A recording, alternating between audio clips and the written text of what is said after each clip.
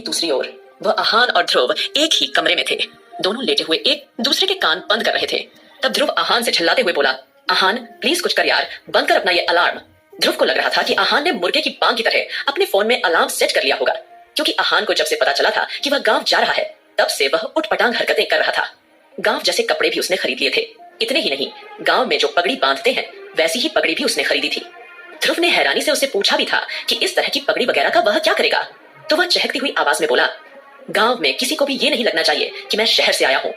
तुम देखना, हम उनके जैसे ही वेशभूषा धारण करके मैं उनके जैसा ही लगूंगा। अब उसकी बात सुनकर ध्रुव ने ना में अपनी गर्दन हिलाते हुए मुस्कुरा दिया था, लेकिन अब मुर्गे की बांग बजने पर ध्रुव खिल गया था। वह अभी और बिस्तर में समय बिताना चाहता था। तब आहान कान पर तकिया लगाते हुए बोला, तू अपनी बकवास बंद कर और जल्दी से ये अलार्म बंद कर। आहान की बेतुकी बातें सुनकर ध्रुव उसे घूरते हुए इरिटेट होकर बोला, शट अप, मैं सिर्फ यहाँ मुर्गे की बांग बंद कर रहा था। तुझे क्या जरूरत है इस तरह का अलार्म अपने फोन में सेट करने की? तूने मेरी पूरी नींद खराब कर दी। तू तो पूरे रास्ते आराम से रौनक मैडम के साथ सर पर सर रखकर सोते हुए आया है और मैं जागते हुए आया हूँ। मैं तो सो ही नहीं पाया तेरे खर्राटों की वजह से। तब आहान झल्लाते हुए बोला, तू क्यों नहीं समझ रहा है, मैंने कोई अलार्म नहीं लगाया है। तुझे ना जाने क्या हो गया है, मैं क्यों लगाऊंगा भला इस तरह का अलार्म। अब दोनों जैसे ही डिस्कशन कर रहे थे, एक बार फिर मुर्गों ने बांग देना शुरू कर दिया था और तब ध्रुव, आहान और दोनों ने आवाज का पीछा किया और जैसे ही वे बाहर गए उन्होंने देखा कि उनके ठीक सामने कम से कम 15 से 20 मुर्गे थे जो एक साथ बांग लगा रहे थे। अब दोनों ने एक दूसरे की ओर देखा और तब आहान मुर्गों की ओर देखकर तिलमिलाते हुए बोला, इन मुर्गों ने मेरी नींद खराब की है। तू देख, आज रात को ही मैं डिनर में इन्हीं में से एक को खाऊंगा। ऐसा बोलकर आहान झल्लाते हुए कमरे में घुस गया था। वहीं दूसरी ओर रौनक, एंजेल भी इस वक्त काफी ज्यादा इरिटेट हो रही थी। रौनक, एंजेल और राधिका तीनों एक ही कमरे में थी। हालांकि एंजेल को रौनक के साथ रुकने में थोड़ा अनकंफर्टेबल लग रहा था। उसे रहा रहकर यही लग रहा था कि रौनक को यही लग रहा होगा कि वह भी डिंपल के साथ मिली हुई है और उसने अपनी बात क्लियर करने की कोशिश भी की थी कि उसका इसमें कोई हाथ नहीं है, जरूर किसी न किसी तरह की गलत फहमी हुई है। लेकिन फिलहाल अब वह बस एक ही मौके की तलाश में थी ताकि एंजल रौनक को अपना पॉइंट ऑफ व्यू समझा सके और उसे इस बात के बारे में बता सके कि जो कुछ भी हुआ उसमें उसकी कोई गलती नहीं है। बल्कि उसे भी बाद में पता चला कि डिंपल की यही मेंटालिटी थी। हालांकि वह डिंपल से मिलकर उसे अच्छा खासा सबक सिखाना चाहती थी, लेकिन वह उसके घर भी गई थी, लेकिन उसे डिंपल कहीं नहीं मिली। उसका फोन ट्राई करके वह थक भी चुकी थी। फिलहाल वह निराश होकर वापस अविनाश के साथ लौट आई और अविनाश ने फिर उसे गांव चलने की परमिशन दे दी थी। वहीं दूसरी ओर आस्था और अरमान दोनों स्पेशल मोमेंट एक दूसरे के साथ शेयर करने के बाद जल्दी ही फ्रेश होकर नहा धोकर नीचे आ गए थे। आस्था हल्का हल्का मुस्कुराकर अरमान की ओर देख रही थी। अरमान के ढेर सारा प्यार करने के बाद उसके गाल पूरी तरह से शर्म से लाल हुए पड़े थे। तभी अरमान ने उसके कान में हल्का सा मुस्कुराते हुए कहा था, आखिरकार आप इतना क्यों शर्मा रही हैं? पहली बार तो हम लोगों के बीच ऐसा कुछ नहीं हुआ है ना, फिर इतना शर्माने की क्या जरूरत है? और वैसे भी मैंने सुना है मियां बीवी के बीच में किसी भी तरह का कोई पर्दा नहीं होता है, पर पता नहीं क्यों आज तक आपका शर्माना खत्म नहीं हुआ। जैसे ही अरमान ने आस्था को थोड़ा सा टोंट करते हुए यह बात बोली, आस्था केवल अरमान को घूर कर रह गई थी, क्योंकि इसी बीच वह लोग नीचे आ गए थे और जैसे ही वे दोनों आए उन्होंने देखा कि वहां पर ध्रुव आहान मुंह लटकाए बिना नहाए बाल बिखरे हुए बैठे हुए थे। वहीं अविनाश उन दोनों को देखकर मुस्कुरा रहा था, क्योंकि वे दोनों दिखने में काफी ज्यादा फनी लग रहे थे। उन्हें नींद की बार बार झपकी आ रही थी, लेकिन जब भी उन्हें नींद की झपकी आती तभी मुर्गा बोल पड़ता। उन्हें रह रहकर यही लग रहा था कि जरूर मुर्गा उनसे किसी न किसी तरह की कोई दुश्मनी निकाल रहा है, इसीलिए तो जब भी उन्हें नींद आ रही है मुर्गा बोले जा रहा है।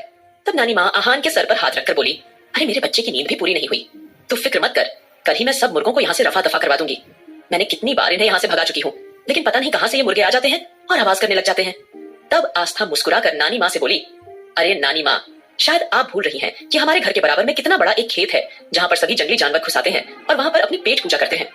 तब नानी माँ आस्था को देखकर फटकार लगाते हुए बोली, ये सब तेरी वजह से हुआ है, न तू जिद करती न मैं वहां पर इस तरह से सब्जियां फ्रूट्स लगाती, क्योंकि आस्था ने कुछ फलों की बेल जो कचहरी वगैरह का फल नहीं होते उस तरह की बेल वगैरह, लौकी, तोरी, भिंडी सब छोटे छोटे क्यारी में अलग अलग करके उगाई थी, क्योंकि आस्था को अपने ही बगीचे की सब्जियां खाना बेहद पसंद था और उसने सारी सब्जियों के चलते ही इस तरह से धीरे धीरे कुछ सब्जी खाने के इरादे से कितने सारे जंगली जानवर वहां आकर बैठ जाया करते थे।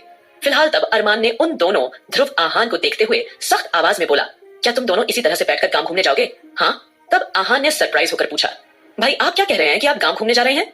तभी दादाजी मुस्कुराते हुए बाहर से आ रहे थे। दादाजी बहुत सुबह ही उठ चुके थे। मुर्गे की बांग देने से पहले ही दादाजी पूरे गांव का चक्कर भी लगाकर आ गए थे। अब दादाजी को इस तरह से मुस्कुराते हुए आता हुआ देखकर, उनके हाथों में बड़े बड़े थैले देखकर सब हैरान हो गए। और तब आहान दादाजी की ओर देखकर शरारती अंदाज में बोला, दादाजी आप तो हमारे साथ रात में ही शहर से आए थे ना, फिर आपको देखकर मुझे ऐसी फीलिंग क्यों आ रही है कि आप अभी शहर से आ रहे हैं और ये थैले आप कहां से उठा लाए? तभी दादाजी आहान को बोलते, चुप कर नालायक, जब देखो तेरे तो दिमाग में इस तरह की उल्टी सीधी बातें ही चलती रहती हैं। अरे हम सुबह सुबह गांव का भ्रमण करने के लिए गए थे। और नानी माँ की ओर देखकर बोले, सचमुच बहन जी, आपका गांव बड़ा ही प्यारा और खूबसूरत है। आज बरसों बाद ऐसा लग रहा है कि हमारा मन प्रसन्नता से भर उठा हो। इतना ज्यादा हमें आनंद प्राप्त हुआ। बिल्कुल, दादाजी अचानक से अपनी लैंग्वेज चेंज करके एकदम शुद्ध हिंदी बोलने का ट्राई कर रहे थे। तब ध्रुव, आहान एक दूसरे को देखने लगे और दादाजी की ओर देखकर इरिटेट होते हुए बोले, पर दादाजी, मुर्गे की बांग सुनकर आपका मन इतना अधिक प्रसन्न कैसे हो सकता है? उन्होंने भी उसी तरह से दादाजी की लैंग्वेज में जैसे ही बात की, सभी के चेहरे पर एक मुस्कुराहट आ गई थी, क्योंकि लगभग सभी उठ चुके थे। रौनक, राधिका, एंजेल, साद, अविनाश, अरमान, आस्था, सुमित, आकाश, वह सभी नहा धोकर ऑलरेडी मौजूद थे और रश्मि आकाश के साथ हाथ में हाथ डालकर बैठे हुए थे। दोनों एक तरह से लव बर्ड्स लग रहे थे। अब जैसे ही सब लोगों ने वहां आहान की इस तरह की बात सुनी, सभी मुस्कुराने लगे। वहीं नानी माँ, जो कि बहुत पहले उठ चुकी थी, उन्होंने पहले ही शेफ, जो कि वे साथ लेकर आए थे, उन्हें सख्त इंस्ट्रक्शन दे दिए थे कि आज के नाश्ते में क्या बनेगा। और वहीं दादाजी के हाथों में थैले देखकर फिर नानी माँ आहान की बात को इग्नोर करते हुए बोली, अच्छा भाई साहब, आज सुबह सुबह बड़े बड़े थैलों में क्या ले आए हैं? तब दादाजी नानी माँ की ओर देखकर बोले, बहन जी, वो वहां चौराहा है ना, वहां पर बड़ी सुबह सुबह किसी ने दुकान खोल रखी थी और बड़ी गर्मा गर्म स्वादिष्ट जलेबियां बना रहा था। रबड़ी जलेबी देखकर क्या बताऊं बहन जी, मुझसे रुका नहीं गया और मैं सब बच्चों के खाने के लिए रबड़ी जलेबियां खरीद ली। और नानी माँ मुस्कुराते हुए बोली, अच्छा, वह आप राजू पहलवान से लेकर आए हैं? तब आस्था चहकते हुए बोली, हाँ हाँ दादाजी, राजू पहलवान की रबड़ी और जलेबी बेहद टेस्टी और स्वादिष्ट होती है, पता है हम हर रोज वो खाया करते थे। तब अरमान आस्था की ओर देखकर कड़क आवाज में बोला, किसी तरह का कोई अनहाइजीनिक तो नहीं है ना? वहां पर साफ सफाई का ध्यान रखा गया है ना? अच्छा, वो हाइजीनिक प्लेस तो है ना? क्योंकि जब से अरमान को यह पता चला कि आस्था भी वह रबड़ी, जलेबी, दूध, जलेबी खाती थी, तो उसे यह लगने लगा कि क्या वह स्पेस ठीक ठाक है, आस्था के अकॉर्डिंग है। वहां पर खा सकती है नहीं, खा सकती है तो उसी के रिकॉर्डिंग हो। दादाजी अरमान को देखकर बोले, बस कर, ये क्या तूने बेकार का कायदे कानून लगाने शुरू कर दिए? अरे बहुत अच्छी और साफ सुथरी जगह है, तूने देखा नहीं गांव कितना खूबसूरत और प्यारा है, तो क्या वहां पर किस तरह की कोई गंदगी हो सकती है? गंदगी तो शहरों में होती है, गांव में नहीं। अब जैसे ही दादाजी बोलते हैं, सब चुप हो गए थे और हल्का सा मुस्कुरा दिए थे। फटाफट से आहान मुंह में पानी लाते हुए, दादाजी, अभी जलेबी का नाम सुनकर तो मेरी नींद उड़ गई है, मैं एक काम करता हूँ, पहले खा लेता हूँ फिर नहा लूंगा। तब सब के सब आहान को इरिटेट होते हुए देखकर बोले, प्लीज यार, तुम दोनों ने देखा नहीं सब नहाए हुए हैं? तब आहान, ध्रुव ने सबकी देखा, वाकई वहां पर सब अच्छे से तैयार होकर खड़े हुए थे। केवल आहान और ध्रुव ही बुद्धू की तरह वहां बैठे हुए थे। दोनों ने फटाफट एक दूसरे को देखा और दोनों ने रेस लगा दी कि सबसे पहले बाथरूम में कौन घुसेगा, क्योंकि वहां पर 2 से 3 ही छोटे छोटे अलग तरह के बाथरूम बने हुए थे, वो भी कच्चे थे। और सबसे बड़ी प्रॉब्लम थी दरवाजे की, क्योंकि किसी भी बाथरूम में दरवाजा नहीं था, तो इसीलिए सिर्फ एक पर्दा लगा हुआ था। तो इसलिए फटाफट से वे दोनों दरवाजे वाले बाथरूम में घुसना चाहते थे। लेकिन ध्रुव तो पहले ही दरवाजे वाले बाथरूम में घुस गया था, क्योंकि सभी बाथरूम में सिर्फ एक ही बाथरूम पर दरवाजा था, बाकी सब पर पर्दे लगे हुए थे। तो इसीलिए आहान बेचारा मुंह बनाकर रह गया था और वह बोला, अब मैं क्या करूं, मैं कैसे नहाऊंगा? तब नानी माँ हंसते हुए बोली, अरे बिटवा, तुम एक काम करो ना, तुम इस पर्दे वाले बाथरूम में चले जाओ, कोई नहीं आएगा उधर। और अगर तुम्हें लगे कि कोई आ जाएगा तो तुम तब तक गाना गाते रहना, जब तक तुम गाना गाते रहोगे सबको पता लगता रहेगा कि बाथरूम में हो।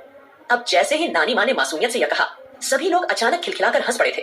तभी तुरंत ही आकाश रश्मि के कानों में बोला था, आप गलती से भी पर्दे वाले बाथरूम में मत जाना, क्योंकि मैं खुद को रोक नहीं पाऊंगा, फिर मत कहना कि मेरी ही कोई गलती है। जैसे ही आकाश ने थोड़ा सा मजाक किया, रश्मि आकाश को देखने लगी थी, वही आस्था थोड़ा शर्मिंदा होते हुए सबको देखने लगी और तुरंत ही बोल पड़ी, माफ कीजिएगा, गांव में सुख सुविधा थोड़ी कम है और हम जानते हैं कि हमारी वजह से आप लोग यहाँ आए हैं, तो प्लीज आप सब हमें माफ कर दीजिएगा। जैसे ही आस्था ने मासूम सी शक्ल बनाकर यह कहा, सब लोग आस्था को बारी बारी से देखते हुए बोले, अरे आस्था, तुम कैसी बातें कर रही हो?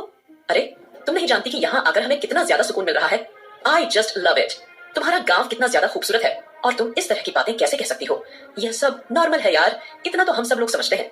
बारी बारी से सबने आस्था को समझाया था। वही अरमान भी आस्था को तुरंत देखकर बोला था, अगर आप एक बार परमिशन दें तो मैं यहाँ पर शहर से भी ज्यादा खूबसूरत आपके लिए बंगला तैयार करवा सकता हूँ, लेकिन आपको परेशान नहीं देख सकता मैं। अब जैसे ही अरमान ने यह कहा, आस्था तुरंत ही अरमान को मना करते हुए बोली थी, नहीं नहीं, आप कैसी बातें कर रहे हैं? हमें अपने गांव का कच्चा घर ही पसंद है, प्लीज प्लीज आप कुछ भी मत कीजिएगा, हमें यही घर पसंद है। अगर यहाँ पर भी शहर के जैसा पक्का मकान बन जाएगा तो गांव जैसा सुकून कैसे मिलेगा? नहीं नहीं अरमान जी, प्लीज आप इस तरह की कोई भी हरकत नहीं करेंगे। तभी आहान मुंह बनाते हुए बोला था, भाभी, एक बाथरूम की ही तो बात है, एक बाथरूम के लिए भला आप इस तरह की बातें कैसे कर सकते हैं? और रही बात गाने की, क्या आपको नहीं पता कि आपका देवर कितना बड़ा गायक है? और आप देखना, मैं अभी जाकर बड़ा ही बेहतरीन सा गाना गाऊंगा और फिर आप लोग भी ध्यान रखना, उधर आने की कोशिश मत करना। हाँ, अगर कोई और आना चाहे तो आ सकता है, मुझे कोई एतराज नहीं है। जैसे ही आहान ने थोड़ा मजाकिया लहजे में रौनक की ओर देखते हुए यह बात बोली, सब लोग इधर उधर देखने लगे थे, क्योंकि सभी लोगों को यह बात अच्छी तरह से पता थी कि आहान रौनक को कितना ज्यादा पसंद करता है। फिलहाल आहान ने तुरंत नई माँ के माथे को चूम कर बोला था, नानी माँ, मुझे आपका आइडिया बहुत पसंद आया। ये बोलकर वह फटाफट से बाथरूम में घुस गया था और वहां जाकर उसने अपनी बेसुरी आवाज गाना गाना शुरू कर दिया था। अगर की स्टोरी जानने के लिए सुनते रहे।